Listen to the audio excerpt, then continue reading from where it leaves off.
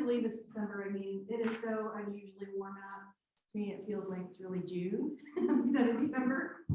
But it is December, and whatever the weather is doing, this is really a month in which a lot of people, cultures, religions around the world celebrate light. Tomorrow or tonight is the last day of Hanukkah, so we wish our Jewish friends a happy Hanukkah as they end their festival of the 8 days of light. For the Christian peoples, December 25th is the traditional celebration of the light as they know it, as Christ Jesus. I'd like to talk a little bit more about that, but I might save it for another day. And then Kwanzaa this year begins on December 26th, which is an African-American traditional festival of light. There are other religions that celebrate light as well, but they can do it at other times of the year because they follow a different calendar. But there are there are dozens of religions around the world that celebrate light, the return of light. And in Science of Mind, we honor all of those traditions. We honor the light both in the natural world and the light that lives within us.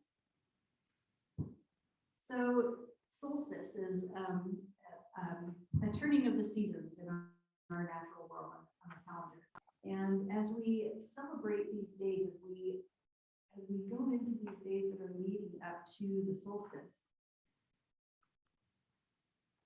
we think about that descent, about these days being that descent into the deepest darkness of our year, of our seasonal year. And, maybe this is just a time for us to draw in, to wrap up for warmth near the fire, and to really just go deep into the stillness, and to take some time for contemplation. Maybe to listen to that still small voice as it speaks, and to surrender ourselves to its mystery. Because it's in this stillness that we remember our experiences of the past, and we begin to dream in joyful expectancy for the journey ahead. Now, I want to acknowledge the pain and the trauma that most of us have endured this past year and the year before.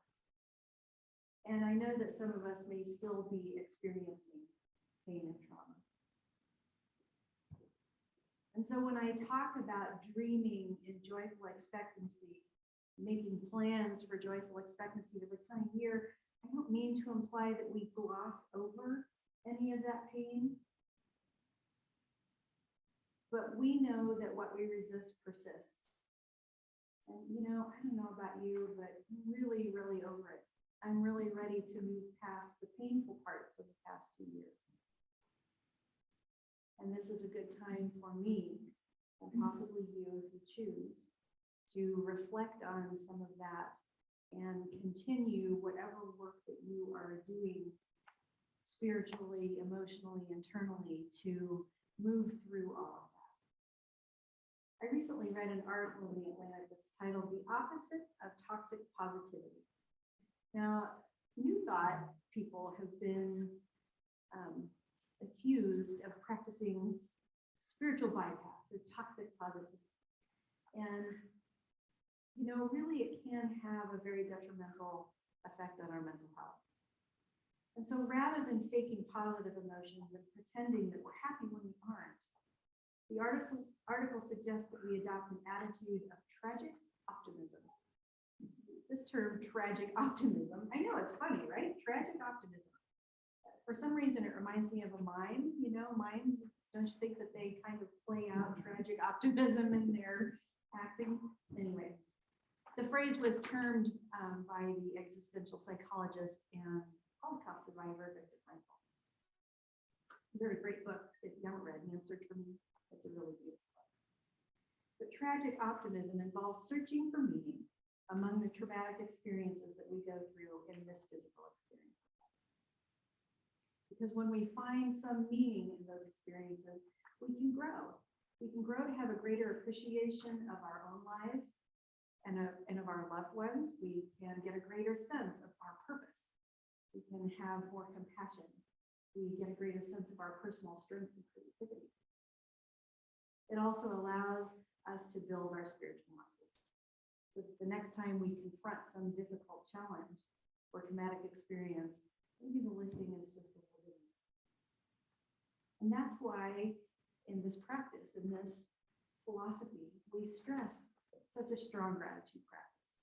Because even though many find this time of year to be difficult and everything we've experienced in the past couple of years to be difficult, the healing force of our gratitude for the return of the light in the natural world can lead to a deeper sense of gratitude and joy for the light that lives within us. And that, in turn, allows us to become more peaceful and to look forward to the future with a more joyful expectancy.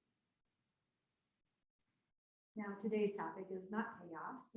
It is the joy of becoming. Sometimes we think of the idea of becoming. I'm going to become a great actor. I'm going to become a great speaker. I'm going to become a great minister, whatever. But we think of it in terms of like an arrival, maybe an arrival at a final destination. We think that if we just get to that one spot, that better relationship, some job we want, or the big raise, or whatever it is that we've been striving to attain, then ta-da, we will really have arrived, right? We'll become all that, a slice of bread, as a good neighbor of mine used to say. But we think that that one thing, whatever it might be, will be the very pinnacle of our lives. And you know what? We're really arriving, we're becoming in each and every moment. Some days hold greater shifts than others, but just like building a sandcastle where every grain of sand is needed to build the whole castle, to build the whole structure, every moment of our lives goes into building the structure of our lives. And in truth, there's really only one thing that's ever happening. It's the expression of God in this moment. Now, in Science of Mind, Ernest Holmes says that God is not becoming, God is. God is not growing, God is complete. God is not trying to find out something, God already knows.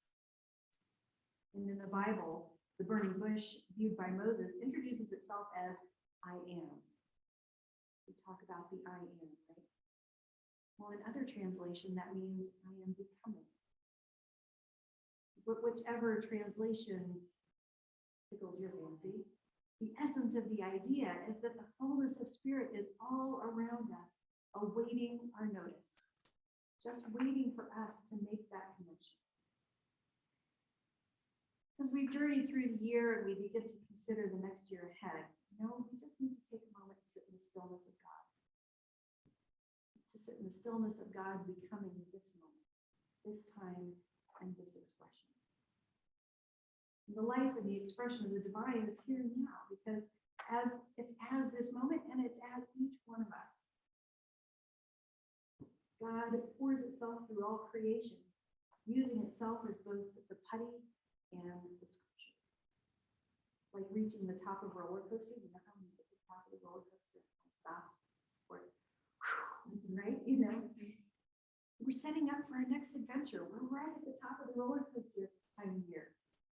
We're reflecting on, okay, we're taking that deep breath from all of the excitement or trauma you just experienced, going through the loop-to-loops, right? And we're at the pause, getting ready to descend into the next part of our day. But the pause before the plunge is so necessary. It's such a necessary part of being able to move forward in the way that we desire, in peace, in joy, in whatever it is that we want to bring about.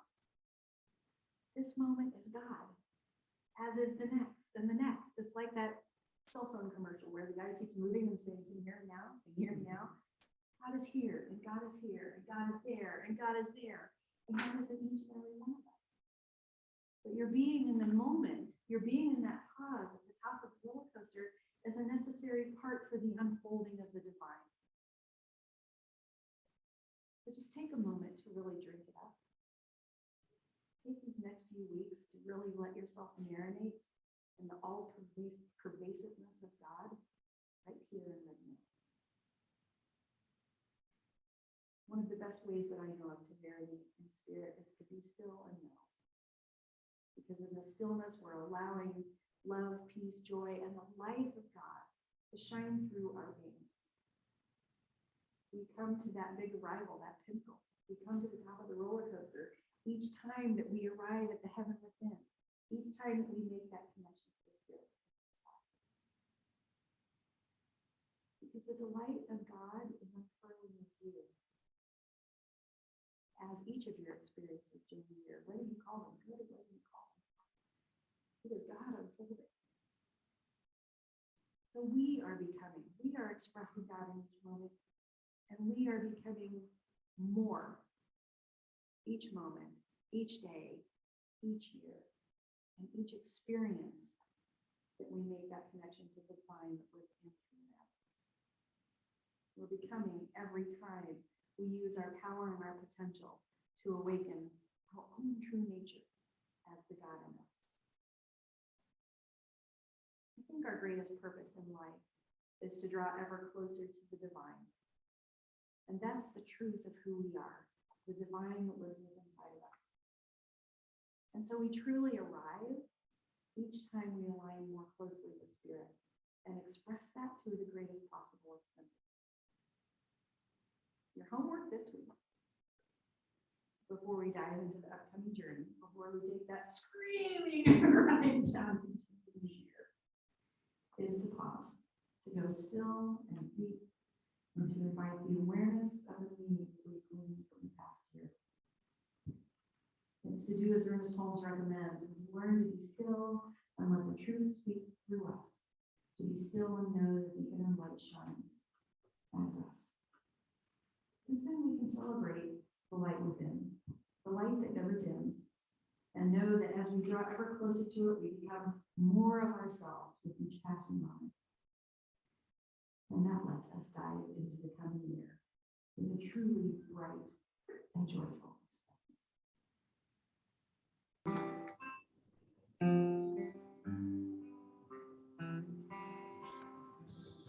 I will surrender to my greatest, highest good. I will release any fear that blocks my way. For every step I take is taken in pure faith. And I am stronger every moment, every day. My mind is willing and my heart is open wide. I trust my instincts and let spirit be my guide. I vow to live a life that's real and pure and free. I continue walking in this mystery. I will surrender to my greatest, highest good. I will release any fear that blocks my way. For every step I take is taken in pure faith. And I am grateful every moment, every day. There may be walls, there may be roadblocks in my way, but I can choose to take a higher path each day. And now I know what I thought was safe and sound was only habit and regret that held me down. I will surrender to my greatest, highest good. I will release any fear that blocks my way. every step I take is taken in pure faith. And I am kinder every moment, every day. And I'm more loving every moment, every day. I will surrender every moment, every day.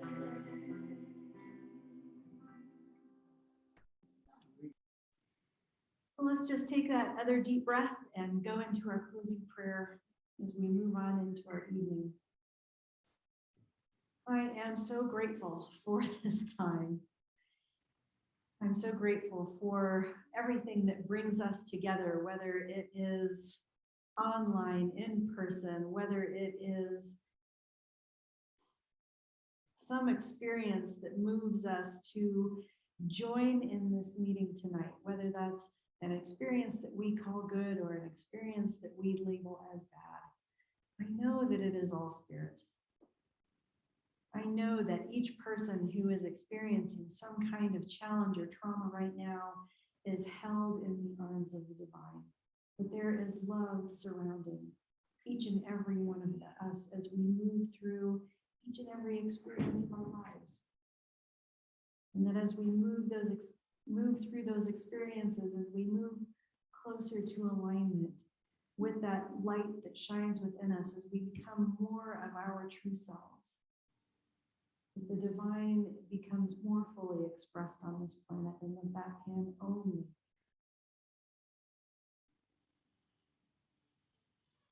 We just take a deep breath. We listen to the giggling of babies in the lobby. We listen to that world around us. We bring in the joy of this season, of the return of the light and all that that means. And I know that we find good where we look for it. When we look for it, it is there, because when we look for good, which is God, and we find that, it is right there for our taking, right there for our noticing, right there for our accepting, right there for our revealing and expressing. And so just giving thanks for all of it. And knowing that more abundance, more joy, more peace, more love, more of all of the good that we desire is ours right now. For the noticing, for the asking, for the being. That we can release this word in a shout of thanksgiving. And we anchor this together by saying, and so it is. So it is.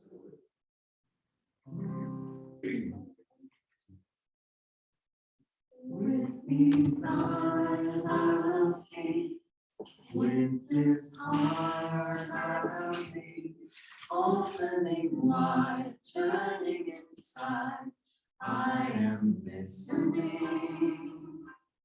With this love I will lead, with this grace I will breathe, deepening peace, fear I release. I am ready to receive. Spirit, know my name. Call me home and light these darkened days. Oh, Spirit, show your truth in all we do. Let love be our legacy. One more time. Spirit, know my name. Call me home and light these darkened days. Oh, Spirit, in all we do. Let love be our legacy. Let love